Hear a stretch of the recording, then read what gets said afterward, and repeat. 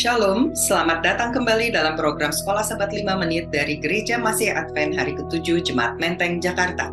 Selama 1 minggu kita mempelajari tentang saat penghakimannya. Saat menandakan mengenai waktu yang ditentukan untuk penghakiman dari Allah. Wahyu 14 ayat 6 dan 7 dikatakan ada suatu pesan penting yang disampaikan oleh malaikat pertama mengenai waktu penghakiman. Kalau kita baca ayat 6, dan aku melihat seorang malaikat lain terbang di tengah-tengah langit, dan padanya ada Injil yang kekal untuk diberitakannya kepada mereka yang diam di atas bumi, dan kepada semua bangsa dan suku dan bahasa dan kaum. Ayat 7, dan ia berseru dengan suara nyaring, takutlah akan Allah dan muliakanlah dia, karena telah tiba saat penghakimannya, dan sembahlah dia yang telah menjadikan langit dan bumi dan laut dan semua mata air. Penghakiman apa yang dimaksud? Yaitu pembersihan dari tempat kudus. Kita di rumah tentu semua memiliki sampah. Kita kumpulkan di tempat sampah di dalam rumah kita. Setelah itu kita akan buang di tempat sampah di depan rumah kita. Setelah itu, bila sampah itu tetap menumpuk di sana, tentu rumah kita akan terlihat kotor dan bau. Lalu harus ada petugas sampah yang datang untuk memungut semuanya dan dibawa ke tempat pembuangan akhir. Barulah pembersihan itu selesai. Barulah rumah kita akan terlihat bersih. Demikian pula dengan tempat kudus Allah. Harus ada masa di mana penghakiman dilakukan untuk dibersihkan semua dosa-dosa. Ayat inti pelajaran ke-6 ini terdapat di dalam Roma 13 ayat 11. Hal ini harus kamu lakukan karena kamu mengetahui keadaan waktu sekarang, yaitu bahwa saatnya telah tiba bagi kamu untuk bangun dari tidur, sebab sekarang keselamatan sudah lebih dekat bagi kita daripada waktu kita menjadi percaya. Hari sudah jauh malam, telah hampir siang. Sudah mau pagi, sudah mau siang, maka kita harus bangun dari tidur kita. Saatnya telah tiba. Pelajaran hari Minggu bercerita tentang Daniel 8 ayat 14. Maka ia menjawab, sampai lewat 2300 petang dan pagi, lalu tempat kudus itu akan dipulihkan dalam keadaan yang wajar. Bagaimana tanggapan Daniel ketika dia mendengarkan pekabaran ini mengenai 2300 petang dan pagi? Apa yang terjadi pada dirinya? Daniel 8 ayat 27 dikatakan, maka aku Daniel lelah dan jatuh sakit beberapa hari lamanya. Di dalam beberapa terjemahan bahasa Inggris dikatakan fainted. Dia pingsan, dia tidak sadarkan diri dan jatuh sakit. Ya. Kemudian bangunlah aku dan melakukan pula urusan raja, dan aku tercengang-cengang dengan penglihatan itu, tetapi tidak memahaminya. Luar biasa, seorang nabi Allah yang selama ini selalu tahu segala mimpi, dia bisa menjawab berbagai masalah. Saat ini dia mengakui, dia tidak memahami, dia tidak mengerti. Kita ketahui di dalam Yehezkiel 4 ayat 6, 1 hari nubuatan sama dengan 1 tahun. Nah, kemudian baru dijelaskan di dalam Daniel 9 ayat 21. Sementara aku berbicara, aku adalah Daniel, dalam doa. Terbanglah dengan cepat ke arahku Gabriel. Dia yang telah kulihat dalam penglihatan yang dahulu itu pada waktu persembahan korban petang hari. Lalu ia mengajari aku dan berbicara dengan aku. Daniel, sekarang aku datang untuk memberi akal budi kepadamu untuk mengerti. Mengerti apa? Yaitu mengerti penglihatan yang diberikan di dalam Daniel 8 tentang 2300 petang dan pagi. Jadi Daniel 9 barulah menjelaskan penglihatan yang dilihat oleh Daniel di dalam Daniel 8. Kemudian ayat 23 melanjutkan, ketika engkau mulai menyampaikan permohonan, keluarlah suatu firman. Maka aku datang untuk memberitahukannya kepadamu, sebab engkau sangat dikasihi. Jadi camkanlah firman itu dan perhatikanlah penglihatan itu. Jadi sangat penting penglihatan ini. Tuhan sangat mengasihi Daniel, demikian pula kita.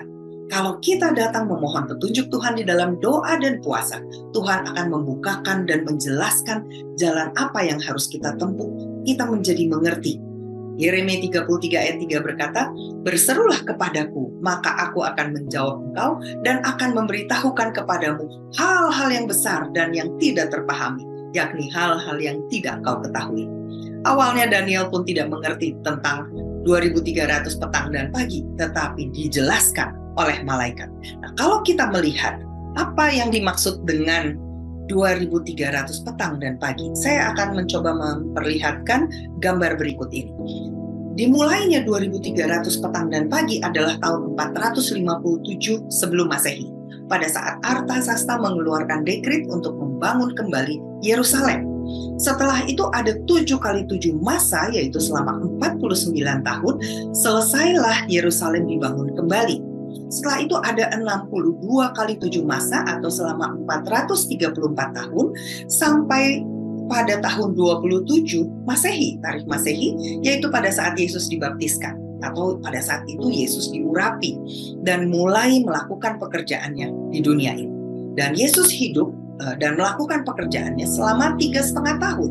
3,5 tahun ini merupakan bagian dari 1 kali 7 masa atau 7 tahun.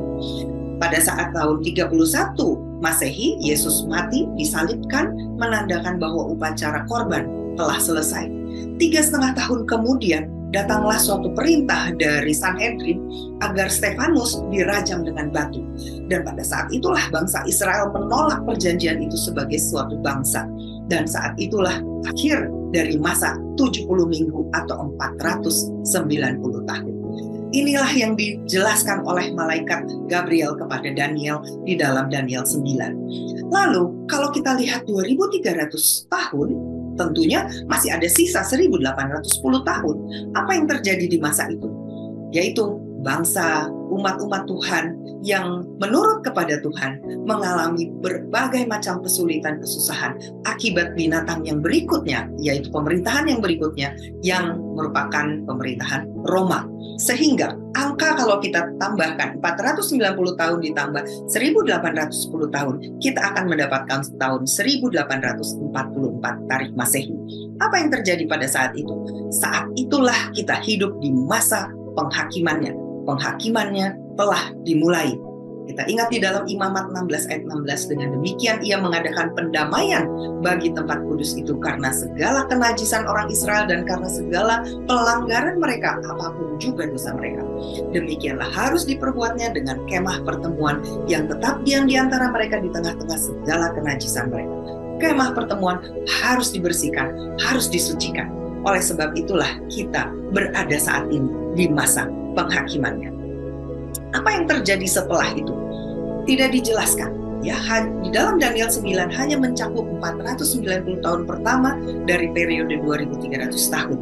Selama 1810 tahun, tanduk kecil itulah yang mencoba menghancurkan umat Allah. Apa yang terjadi setelah 1844? Yaitu setelah pembersihan bait suci, kita diberikan suatu amaran.